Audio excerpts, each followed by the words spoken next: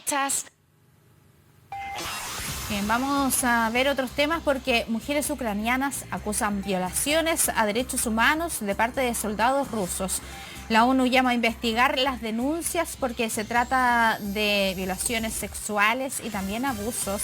¿Hacia dónde se dirige el conflicto? Para profundizar en este tema, tomamos contacto con Hugo Harvey, analista internacional y académico de la Universidad de las Américas. Hugo, muy buenas tardes, gracias por acompañarnos. ¿Cómo estás, Pamela? Buenas tardes. Buenas tardes. Bueno, vamos a partir con este tema que está relacionado con algo que se repite en muchos conflictos armados, que tiene que ver con el abuso sexual de mujeres. Se han hecho varias denuncias, la ONU las está investigando y hablamos de niñas y adolescentes. Esto es recurrente, ¿verdad?, cuando estamos hablando de este tipo de situaciones. Sí, efectivamente. La verdad es que, aunque todavía no se comprueba en este caso Ucrania, hay algunos indicativos que señalan que Rusia no estaría cumpliendo el derecho internacional. Y es recurrente, al menos la acusación en todos los conflictos armados.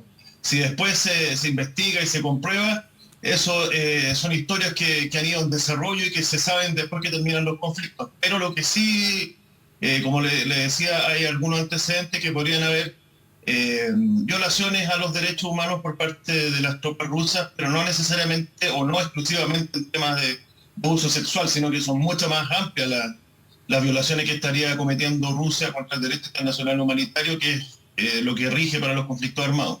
Sí, no, sí, sí, efectivamente es así, son violaciones a los derechos humanos en general. Pero vamos a hablar un poco más adelante al respecto, y yo le decía de esto porque, claro, son denuncias de alcaldes, de mujeres, de organizaciones, que efectivamente están hablando y finalmente son crímenes de guerra, lo que tiene que ver con el abuso sexual a las mujeres. ¿Qué ocurre con este tipo de cosas? Porque yo también le decía que en muchas situaciones, incluso desde hace muchos años, décadas, que siempre se conocen este tipo de denuncias. ¿Qué se puede hacer? ¿Qué puede hacer la comunidad internacional sobre este tipo de hechos? Bueno, la comunidad internacional, o más específicamente el sistema internacional, digamos, lo que se ha dado el mundo para poder ver estos crímenes cuando se cometen en conflicto armado, son básicamente tres áreas. La primera es la Corte Internacional de Justicia, que es conocida por nosotros porque hemos comparecido ahí para diferendos en contra o siendo demandados por parte de Bolivia, por parte de Perú. Y la Corte Internacional de Justicia analiza específicamente la Convención contra el Genocidio, que fue firmada por Ucrania y por Rusia. O sea, ambos países están de acuerdo con que se investigue el genocidio. Es más, antes de empezar el conflicto, una de las causas para entrar en este conflicto o esta operación militar especial que señala Rusia era el genocidio que habría estado cometiendo Ucrania contra los rusos parlantes del Donbass. Entonces, Rusia estaba de acuerdo en su momento de que se investigara el genocidio. Sin embargo, Ucrania lo denunció al amparo de esta convención y Rusia sencillamente no se presentó a comparecer a una reunión que estaba fijada y que podría haber sido un paso bastante certero para poder avanzar hacia una paz. Hay otro constructo, otro tribunal que se llama la Corte Penal Internacional, que se firmó en base al Estatuto de Roma. Pero ni Ucrania ni Rusia han firmado o han ratificado este estatuto. ¿Y qué es lo que pasa? Que ya hay una denuncia por parte de 39 Estados miembros de este estatuto en contra de Rusia, basado en el principio de jurisdicción universal. Y esto es muy difícil, eso sí, que pueda llevar o que pueda juzgarse algún jerarca ruso o algún mando militar ruso, porque hay que determinar fehacientemente cuál es la línea de mando o cómo se instruyó al soldado en terreno que cometa algún tipo de abuso.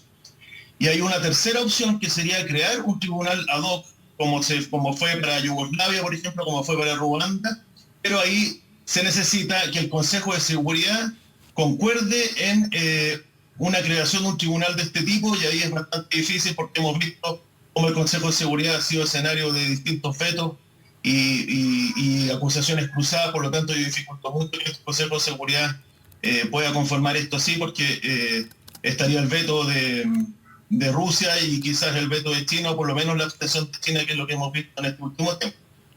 O sea, todo depende de una investigación que se haga al respecto, que tiene que ver con, por ejemplo, la ONU. Ese es un punto. Me gustaría que me hablara específicamente de aquello. Y lo otro también es que puede haber algún tipo de reparación a las víctimas. La verdad, ¿qué reparación puede haber cuando han sido violadas y algunas han quedado embarazadas producto de aquello? Claro, las tres cortes o tribunales que yo le mencioné son las tres partes de Naciones Unidas. O sea, Naciones Unidas que genera un tribunal ad hoc, es Naciones Unidas la que administra la Corte Penal Internacional y es Naciones Unidas la que tiene la Corte Internacional de Justicia. Ahora, los delitos que se han acusado o las violaciones al derecho internacional humanitario que se han acusado en este conflicto ya están siendo investigadas a raíz de la petición de 39 Estados miembros del Estatuto de Roma. Ahora, si es que se va a comprobar o no, eso también está en desarrollo. Pero lo que yo dificulto es que se vaya a sancionar algún tipo de jerarca, en primer lugar porque Rusia no ha firmado el Estatuto de Roma, es decir, no es parte de la Corte Penal Internacional. Y lo otro, como le señalaba anteriormente, que se necesita pruebas demasiado fehacientes para poder determinar que se ordenó una acción. Si no, la responsabilidad recae en el soldado o en el integrante de las tropas que realizó algún tipo de violación. Claro, Respecto a reparaciones, claro, identificar a ese soldado que habría cometido el delito es prácticamente imposible. claro, y si se llega a identificar, es sumamente difícil comprobar cuál fue la cadena de mando, cómo fue el proceso en el cual le llegó la instrucción de cometer un delito determinado, sino quedaría circunscrito a la responsabilidad individual y no responsabilidad de jerarcas o del Estado, en este caso que es el que realizó esta novedosa operación militar especial.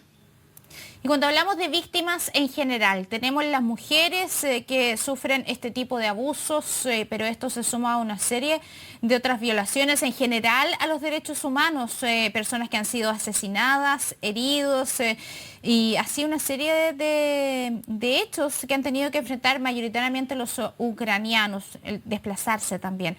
Han pasado prácticamente 2 meses de este conflicto y es por eso que quería saber cuál es el análisis que hace sobre cómo se ha ido incrementando o qué pasa con el respeto, por ejemplo, de estos cordones o horarios de alto al fuego. Mire, en la primera fase de la maniobra, de la ofensiva, los primeros 4 días, yo visualizaba, y todos los analistas o los que investigamos estos temas, visualizábamos una operación militar, una campaña, digamos, bastante limpia, medianamente afectando objetivos militares selectivos, una operación que se configuraba para 4 días. Sin embargo, con el correr del tiempo, como usted bien señala, ya con más de 2 meses en combate, estamos viendo una serie de atrocidades que, por ejemplo, quedaron al descubierto cuando ya desistió Rusia de conquistar la capital de Kiev, y con eso renunció a su objetivo político de guerra, que era lo principal, que era descabezar el régimen ucraniano. Y yo lo que he podido ver es que ante una impotencia desde el punto de vista operacional, yo creo que se ha empezado a ensañar contra la población civil, porque podemos ver que se han afectado objetivos que no necesariamente son objetivos militares, las mismas violaciones al derecho internacional humanitario que usted señala, y otras más. Ahora, si está el secretario general de Naciones Unidas reuniéndose con el presidente de Ucrania en Kiev, y Kiev es bombardeada por la artillería o por algún tipo de armamento ruso, podemos esperar cualquier otro tipo de cosa. Claro, porque ahí lo que se afecta es un organismo internacional. Lo mismo pasaría si ocurriera algo en los países fronterizos. Es muy distinto cuando todavía este conflicto se está desarrollando entre 2 países. Claro, esto va de la mano con la posición revisionista del sistema internacional, al menos después de la Guerra Fría, digamos, o sea, después de la caída del muro de Berlín. Esa es una de las principales razones que ha señalado Putin, que luego del término de la Unión Soviética, Rusia ha tenido que ver de manera pasiva cómo se ha ido expandiendo la OTAN hacia el este, y eso también en general, digamos, los rusos no separan Naciones Unidas, lo ven como Occidente que está amenazando. Ahora, eso no es justificación para iniciar una operación armada, porque estaría contraviniendo algunos principios básicos de las Naciones Unidas, como el principio de no intervención, el principio de autodeterminación, el abstenerse de usar la fuerza militar o de amenazar con usar la fuerza militar. Entonces, en realidad, lo que estamos viendo es consecuente con la posición que ha mostrado, por lo menos en un mes y medio, Rusia. ¿Y cómo influye, por ejemplo, lo que tiene que ver con estos bloqueos económicos que se han hecho hacia Rusia de parte de Estados Unidos, de parte de la misma Unión Europea? Se supone que es una estrategia también para poder aislar y presionar de alguna manera para que Rusia depusiera la acción armada. Sí, lo que pasa es que, creo yo, lo que he analizado de otras crisis internacionales, que las medidas que son efectivas son aquellas que se realizan en privado, no aquellas que se anuncian por la prensa ni que tienen tanta publicidad. Entonces, en este sentido, todas las advertencias que se le hicieron a Rusia en la crisis, digamos, en el periodo que está previo a la incursión militar por sobre Ucrania, no fueron efectivos porque no eran creíbles por parte de Rusia que se iban a llegar a implementar. Por otra parte, Rusia se vino preparando por lo menos desde 2014. Las sanciones que se le aplicaron a Rusia después de la anexión de Crimea obedecen a la lógica de determinar centro de gravedad y requerimientos críticos, capacidades críticas que nutren a este centro de gravedad. Rusia hizo el mismo análisis inverso y empezó a proteger cuáles iban a ser lo que posiblemente se le iban a empezar a sancionar en caso de una operación militar que se desarrolló a partir del 24 de febrero de este año. En ese sentido, Rusia migró al sistema de intercambio bancario transnacional que opera en China, el SWIFT chino.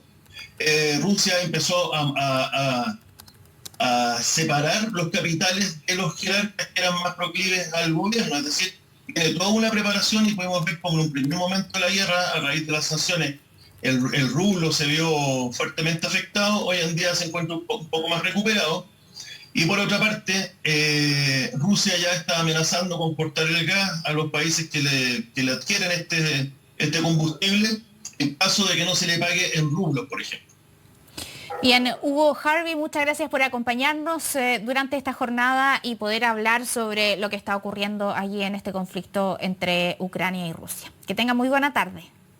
Hasta luego, Pamela, gracias. Bueno, y nosotros nos vamos a una pausa y volvemos con otras informaciones.